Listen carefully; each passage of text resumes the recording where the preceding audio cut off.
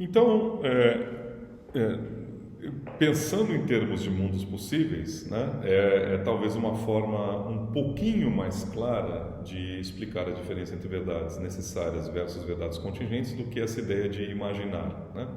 De imaginar, de conceber, etc, etc. Porque imaginar e conceber, o que é imaginar e conceber? É algo psicológico, né? Eu não consigo imaginar um mundo, não consigo imaginar uma situação em que 1 mais 1 não seja igual a 2, aí você pode chegar e dizer, mas é que a sua imaginação é limitada, a minha é ilimitada, né? Basta querer, algo assim, estilo Disney, etc, né? Então, falar em termos de mundos possíveis é algo um pouquinho mais objetivo, né? Desvincula um pouquinho da capacidade imaginativa das pessoas, tá certo? Mas só um pouquinho, porque a gente também não sabe direito. Nós não temos ainda uma clareza absoluta do que seja um mundo possível, né? Isso que eu falei nos vídeos passados aí do Leibniz e formas alternativas que o mundo pode ser, etc, etc, ainda é um estado muito preliminar, ainda é uma explicação muito preliminar, né? Ainda é muito metafórica essa noção, mundo possível, né? Ainda é muito metafórico, né? Então, uma das coisas que os filósofos da lógica se preocuparam em fazer desde Aristóteles também, ou mais notadamente a partir de Leibniz, né, é entender essa noção de mundo possível, né? O que significa dizer que algo é um mundo possível, né? A única coisa que nós sabemos com clareza, conhecemos com clareza, é o mundo atual, que é o nosso mundo, tá certo? Aliás, tentamos conhecer com clareza, né? Porque tem uma infinidade de coisas sobre o nosso mundo que a gente não conhece. Mas, digamos assim, nós sabemos o que é um mundo possível, que é esse aqui, tá? Mas e os outros? O que são esses outros mundos possíveis, né? Então, é uma das grandes questões, eu estou apresentando, estou simplesmente mencionando aqui para vocês, para dizer que a coisa não é tão trivial e tão clara assim, né? Uma das grandes questões da filosofia da lógica, onde a lógica encontra com a metafísica, é tentar elucidar, tentar explicar o que é efetivamente o mundo possível, né?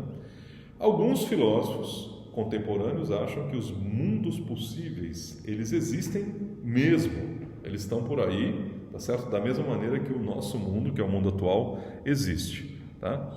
Um grande filósofo contemporâneo norte-americano, pode parecer uma ideia maluca essa, mas essa ideia é defendida por um grande filósofo contemporâneo norte-americano chamado David Lewis, né, que faleceu há não muito tempo atrás. Mas David Lewis defendia, tem essa ideia de que mundos possíveis têm o mesmo tipo de existência que o mundo atual, né? É simplesmente que nós temos uma relação mais especial com o mundo atual porque é o mundo que nós estamos, né? Mas eles têm existência também, né? Quando eu digo há um mundo em que eu estou usando camisa vermelha, é verdade, existe um mundo, tá, em que eu estou usando camisa vermelha. Eu não consigo telefonar para esse mundo, não consigo me comunicar com esse mundo, mas tem lá um indivíduo muito parecido comigo, que não sou eu, exatamente eu, tem que ser um outro indivíduo, que está usando camisa vermelha e está nesse momento tentando dar fazer uma apresentação sobre teoria do conhecimento. Aliás, nesse momento a gente não está propriamente falando de teoria do conhecimento, nesse momento nós estamos falando do binômio metafísico, né, verdades necessárias e contingentes. Mas David Lewis pensa dessa maneira, que há mesmo esses mundos alternativos, né, há uma infinidade deles, na verdade, tá certo? Alguns deles são muito parecidos com o nosso mundo, né, e alguns deles são muito diferentes do nosso mundo, né? Outros filósofos acham que não faz muito sentido isso de falar da existência de outros mundos possíveis, né? O que faz sentido você falar é da mera possibilidade lógica, né, de que certas proposições sejam ao mesmo tempo verdadeiras, né?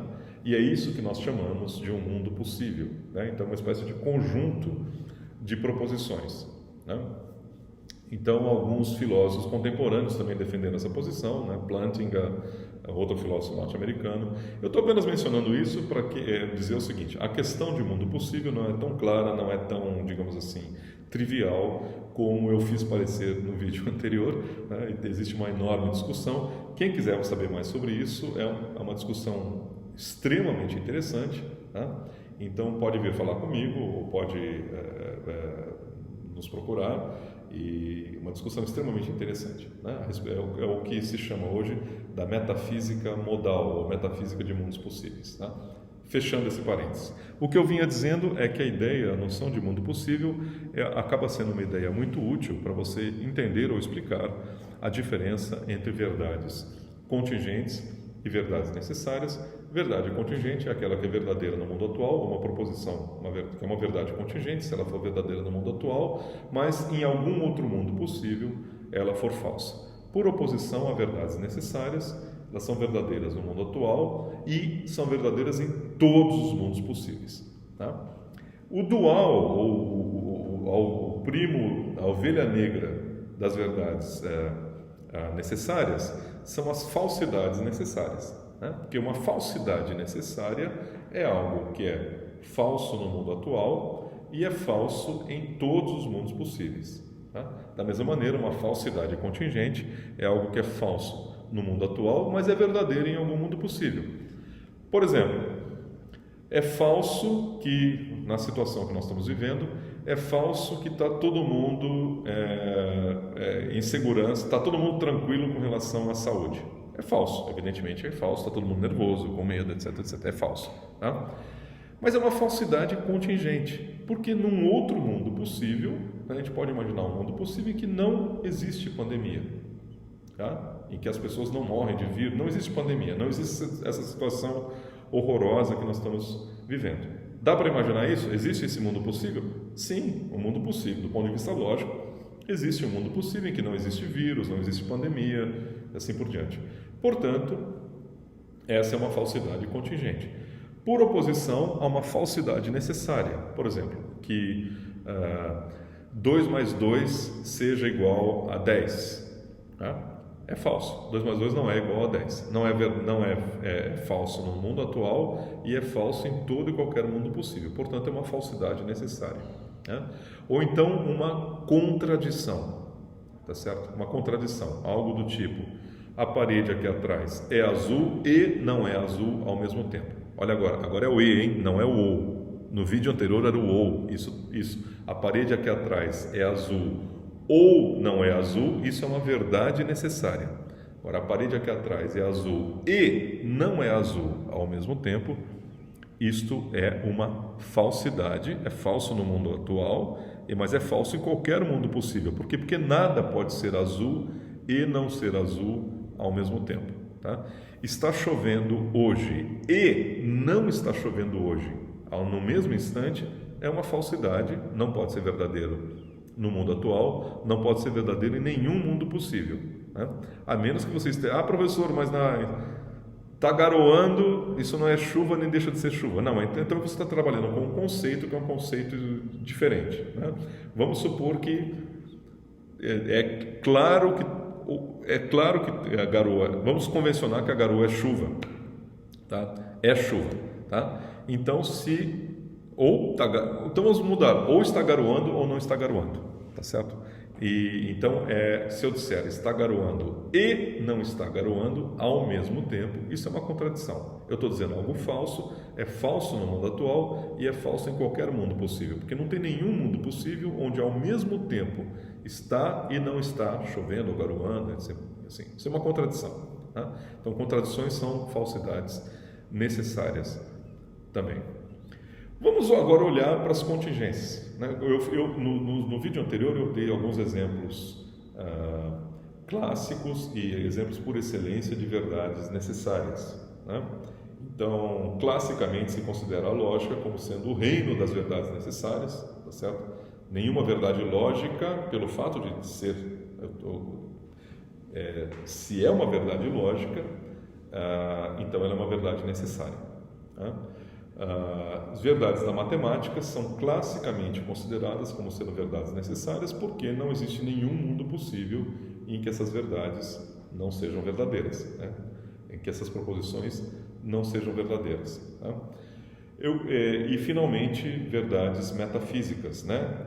Para aqueles filósofos que pensam como Aristóteles, que há propriedades essenciais, etc. Então, para esses filósofos, as verdades metafísicas são verdades muito básicas a respeito do mundo atual, elas valem não apenas para o mundo atual, mas valem para todos os outros mundos possíveis também, né? Então, um outro exemplo talvez mais convincente de verdade metafísica é o seguinte: água é H2O, não é? A estrutura química molecular da água é ser H2O, né? É verdadeiro no mundo atual, né? Agora, é verdadeiro em todo o mundo possível também, segundo essa perspectiva filosófica, né? Por quê? Porque uma substância que não seja H2O, você pode, professor, mas eu posso imaginar que o líquido que a gente bebe, etc, etc, em outro mundo possível não fosse H2O, né? Se não é H2O esse líquido, se não é composto, então isso é água mesmo ou é algum outro líquido que nós estamos falando? Nós estamos falando de água ou estamos falando de algum outro líquido que é muito parecido com a água, que tem as mesmas propriedades visuais da água, né? Que é transparente, que a gente bebe, etc, etc, né? Pergunta. Resposta desses filósofos, dos essencialistas, pessoal que pensa como Aristóteles, é o seguinte: não, você está falando de uma outra substância, tá? Porque a água, esta água aqui, da qual nós estamos falando, ela é H2O, e se alguma coisa que não seja H2O em outro mundo possível não é água, é alguma coisa que é parecida com água, né? Pode ser XYZ, mas não é a água do que nós estamos falando nesse outro mundo possível, né? Porque se é água, a substância água tem como propriedade intrínseca ser H2O. Então, está aqui um exemplo de acordo com esses filósofos, né? Está aqui um exemplo de uma verdade a respeito da constituição da água, só que é uma verdade necessária, né? Eu estou falando de uma propriedade que a água necessariamente tem que ter nos vários mundos possíveis. Se existir água em outro mundo possível, tem que ser H2O. Mesmo que ela não tenha as propriedades que a gente conhece da água aqui, mesmo que ela não seja transparente, talvez não seja líquida, pode ser sólida, né? Pode ser um planeta que só tem água sólida, já pensou? Lá o Frozen, o filme do Disney, Frozen, imagina que a Elsa congelou o planeta todo, ou o mundo possível, a Elsa congelou tudo, só tem água sólida lá, né? Eles nunca ouviram falar de água líquida lá, né? Mas aquela substância que está lá, ainda assim é H2O em outro estado, né? Lá é estado sólido, não é o estado líquido, tá certo? Então, esses são os chamados filósofos essencialistas, que Aristóteles era um deles, e tem alguns outros notáveis ao longo da história, né? Acreditam que essas verdades que não é uma verdade lógica, que a água seja H2O, não é uma verdade da matemática, que a água seja H2O, mas é uma verdade sobre a estrutura, a essência da água, né? Da mesma maneira que os cães sejam mamíferos, é uma verdade sobre a estrutura dos cães, a essência dos cães, né? Da mesma forma que árvores sejam plantas, né? É possível imaginar que árvores não sejam plantas, por exemplo? Existe algum mundo possível em que árvores não sejam plantas, que elas sejam minerais? Né? Não, porque é uma verdade essencial, isso diz respeito à essência das árvores, né? Que elas são plantas, tá certo? Isso se você concorda com Aristóteles. O que eu estou fazendo aqui é dando exemplos de verdades necessárias que não são nem da lógica e nem da matemática, tá? No próximo vídeo vamos olhar então para as verdades contingentes, tá? Ver alguns exemplos que tem, eu dei aqui exemplos triviais, mas vocês vão ver que coisas muito mais interessantes e muito mais sofisticadas, no fundo, são verdades contingentes.